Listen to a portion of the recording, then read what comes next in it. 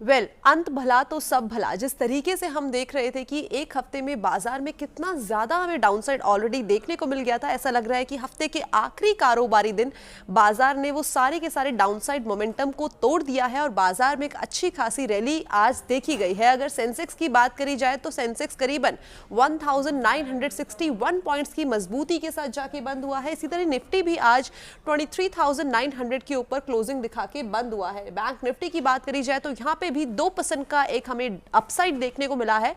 साथ ही साथ mid cap भी करीब 1.25% की बढ़त के साथ बंद हुआ है। इसके अलावा अगर हम बाकी के इंडाइसेस देखें तो उसी तरीके का हाल हमें बाकी के इंडाइसेस में भी देखने को मिला है।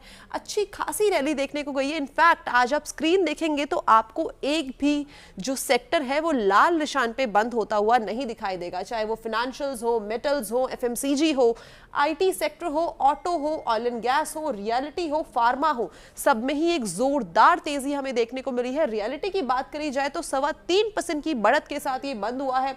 Bank Nifty 2%, financials 1.5%, Nifty PSU में 3% की रैली देखने को मिली है। और इसी तरीके का जो मोमेंटम है सारे ही इंडाइसेस में आज एविडेंटली देखने को मिला है। इसके अलावा अगर हम स्टॉक स्पेसिफिक एक्शन की तरफ नजर डालें तो ऐसा ही हाल कुछ स्टॉक्स का भी है। निफ्टी गेनर की सबसे पहले बात कर लेते हैं। पूरे हफ्ते सबसे ज्यादा बढ़ने वाले शेयर्स कौन से रहे? निफ्टी के पावर ग्रिड, जहां पे एक अच्छा खासा उछाल हमें देखने को मिला 8% का। एमएनएम भी कुछ इस तरह की बढ़त के साथ बंद हुआ है 8%। और साथ ही साथ अल्ट्राटेक सीमेंट में भी अच्छी खासी 6% की रैली देखने को मिली है। यही नहीं बल्कि हीरो मोटोकॉर्प की बात करी जाए तो 4.25%, जेएसडब्ल्यू स्टील 4% और साथ ही साथ हिंडाल्को में भी करीब 4% का एक अपसाइड मोमेंटम इस हफ्ते हमें बाजार के अंदर देखने को मिला है।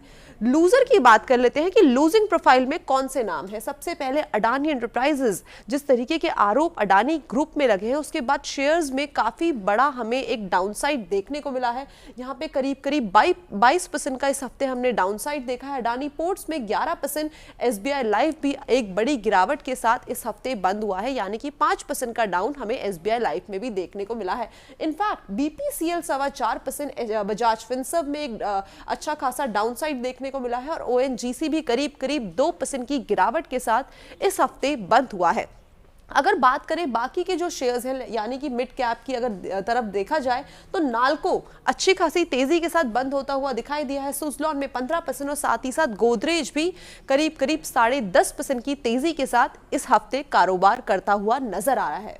मुथूट फाइनेंस में एक 9% की तेजी देखने को मिली है। इंडियन होटल्स 8% का अपसाइड और फोर्टिस में भी करीब 8% की एक बढ़त इस हफ्ते हमें देखने को मिली है। लूजिंग स्ट्रीक्स में अब देखते हैं कि लूजिंग में सबसे पहला नाम किसका आता है। वैसे तो काफी हफ्ते के शुरुआती दिनों में काफी सारे ऐसे नाम्स थे जो लूजिंग स्ट्रीक में बने हुए थे, लेकिन ओवरऑल अगर हफ्ते का हाल देखें तो वहां पे सबसे पहले नाम आता है आईजीएल का। एक बड़ी गिरावट देखी गई है इस हफ्ते। अडानी एंटरप्राइजेस, जैसे कि मैंने आपको बताया कि खबर का असर शेयर्स में डेफिनेटली देखने को मिला है। इनफैक्ट अडानी पार में भी 16% की गिरावट देखने को मिली है। इसके साथ ही साथ महानगर गैस में भी एक बड़ी गिरावट रही है और बाकी के शेयर्स भी हैं जो एक बड़ी गिरावट के साथ बंद हुए हैं। अब बात करते हैं स्टैट्स की कि बेयर और बुल में इस हफ्ते कौन जीता है। तो ये नंबर देख के डेफिनेटली खुशी तो मिल रही है कि बुल्स ने इस हफ्ते अपनी बाजी मारी है और 1736 शेयर्स ऐसे हैं जो हरे निशान पे जाके बंद हुए, लेकिन लूजिंग स्ट्रीक में 705 शेयर ऐसे थे जहां पे हमें एक बड़ी गिरावट डेफिनेटली देखने को मिली। तो ये था इस हफ्ते का पूरा ओवरव्यू। वापस से मुलाकात होगी अगले हफ्ते। अंत भला तो सब भला। जिस तरीके से हम देख रहे थे कि एक हफ्ते में बाजार में कितना ज्यादा हमें डाउनसाइड ऑलरेडी देखने को मिल गया था, ऐसा लग रहा है कि हफ्ते के आखिरी कारोबारी दिन बाजार ने वो सारे के सारे डाउनसाइड मोमेंटम को तोड़ दिया है और बाजार में एक अच्छी खासी रैली आज देखी गई है। अगर सेंसेक्स की बात करी जाए तो सेंसेक्स करीबन 1961 पॉइंट्स की मजबूती के साथ जाके बंद हुआ है। इसी तरह निफ्टी भी आज 23,900 के ऊपर क्लोजिंग दिखा के बंद हुआ है। बैंक निफ्टी की बात करी जाए तो यहाँ पे भी 2% का एक हमें अपसाइड देखने को मिला है। साथ ही साथ मिड कैप भी करीब 1.25% की बढ़त के साथ बंद हुआ है। इसके अलावा अगर हम बाकी के इंडाइसेस देखें तो उसी तरीके का हाल हमें बाकी के इंडाइसेस में भी देखने को मिला है। अच्छी खासी रैली देखने को गई है। इनफैक्ट आज आप स्क्रीन देखेंगे तो आपको एक भी जो सेक्टर है वो लाल निशान पे बंद होता हुआ नहीं दिखाई देगा, चाहे वो फाइनेंशियल्स हो, मेटल्स हो, एफएमसीजी हो, आईटी सेक्टर हो, ऑटो हो, ऑयल एंड गैस हो, रियलिटी हो, फार्मा हो, सब सब में ही एक जोरदार तेजी हमें देखने को मिली है। रियलिटी की बात करी जाए तो 3.25% की बढ़त के साथ ये बंद हुआ है। Bank Nifty 2%, financials 1.5%, Nifty PSU में 3% की रैली देखने को मिली है।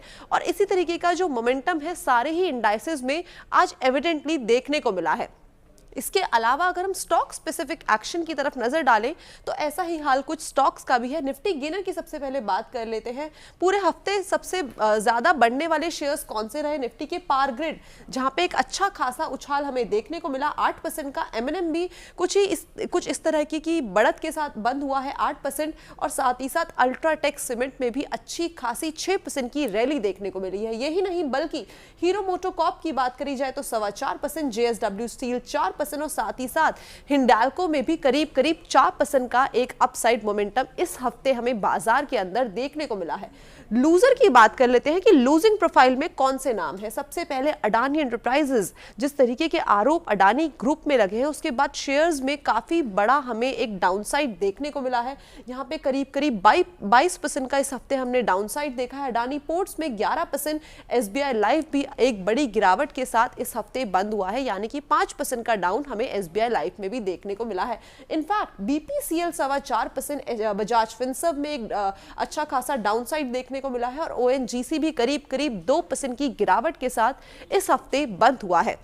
अगर बात करें बाकी के जो शेयर्स हैं यानी कि मिड कैप की अगर तरफ देखा जाए तो नाल्को अच्छी खासी तेजी के साथ बंद होता हुआ दिखाई दिया है। सुजलॉन में 15% और साथ ही साथ गोदरेज भी करीब 10.5% की तेजी के साथ इस हफ्ते कारोबार करता हुआ नजर आ रहा है।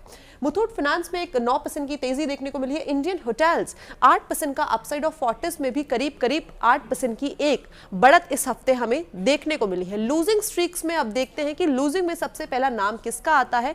वैसे तो काफी हफ्ते के शुरुआती दिनों में काफी सारे ऐसे नाम्स थे जो लूजिंग स्ट्रीक में बने हुए थे, लेकिन ओवरऑल अगर हफ्ते का हाल देखें तो वहां पे सबसे पहले नाम आता है आईजीएल का। एक बड़ी गिरावट देखी गई है इस हफ्ते। अडानी एंटरप्राइजेस, जैसे कि मैंने आपको बताया कि खबर का असर शेयर्स में डेफिनेटली देखने को मिला है। इनफैक्ट अडानी पार में भी 16% की गिरावट देखने को मिली है। इसके साथ ही साथ महानगर गैस में भी एक बड़ी गिरावट रही है और बाकी के शेयर्स भी हैं जो एक बड़ी गिरावट के साथ बंद हुए हैं। अब बात करते हैं स्टैट्स की कि बेयर और बुल में इस हफ्ते कौन जीता है।